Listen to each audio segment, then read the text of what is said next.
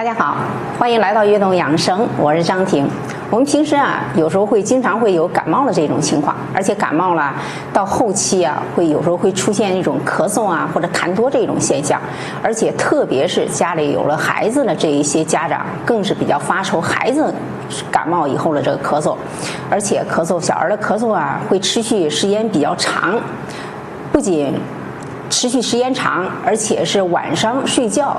特别爱咳嗽，会影响这个睡眠，孩子也比较容易哭闹，而且还会影响这个食欲。其实在我们手上有2个止咳的一个穴位，效果是非常好了。我今天推荐给大家，示范给大家。现在先找到位置在哪？这2个穴位如何找呢？我们首先在手心向上的时候，在我们第4指、第5指这个指缝下面一点，这一点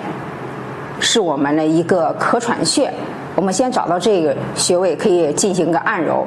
不管是大人也好，孩子也好我们都可以每次这个穴位可以按揉个1到3分钟。这是第一个咳喘穴。还有一个穴位是在我们食指和这个中指的这个位置，也是同样在这个指缝这个下端这一点，这个穴位叫咳喘心穴。我们可以单个的穴位进行按揉，也可以2个穴位同时的进行一个按揉，这样也是可以的。这2个穴位都是一个经外奇穴，它有那个清肺化痰、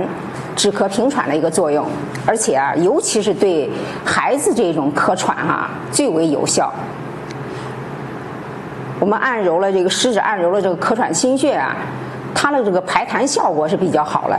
对于这个急性慢性的这个咳喘都有一个很好的一个效果。我们可以在